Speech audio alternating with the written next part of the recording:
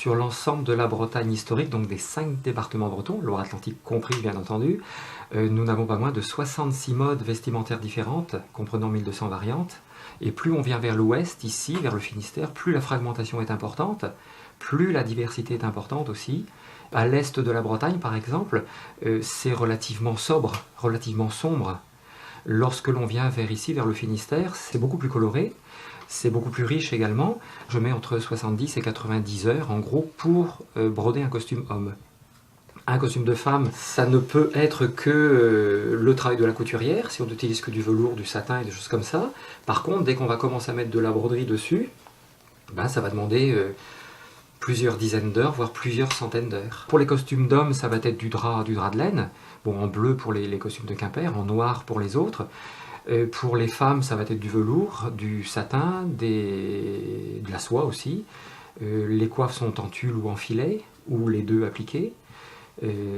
Tous les matériaux que l'on trouvait autrefois étaient aussitôt utilisés dans les costumes paysans.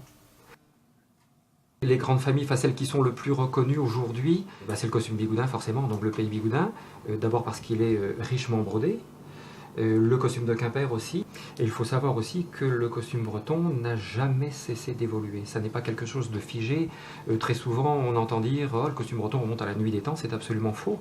C'est surtout, enfin le point de départ de ce que l'on connaît aujourd'hui, c'est la Révolution française avec l'abolition des lois somptuaires en 1789. Et là, les paysans ont pu accéder à toutes les étoffes nobles, les ornementations auxquelles ils n'avaient pas droit auparavant. Entre les deux guerres, dans les années 20, 25, 30, les hommes, notamment ici en Basse-Bretagne, ont commencé à abandonner une partie de leur costume traditionnel. Aujourd'hui, dans les cercles, par exemple, on va porter toutes les modes depuis 1820-1830 jusqu'aux toutes dernières.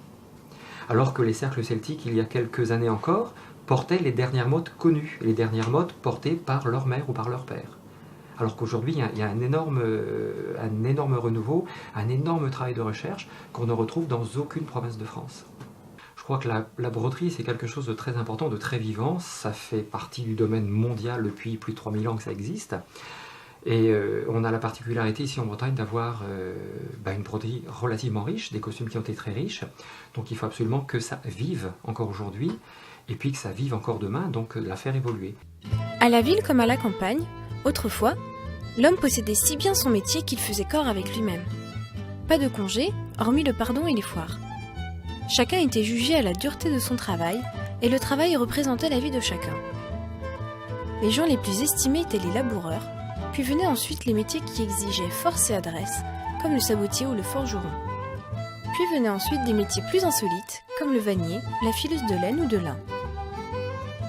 La Bretagne, pleine de nombreuses autres richesses, comme sa langue ou sa musique, est un peuple qui vit en harmonie avec ses racines et ses traditions.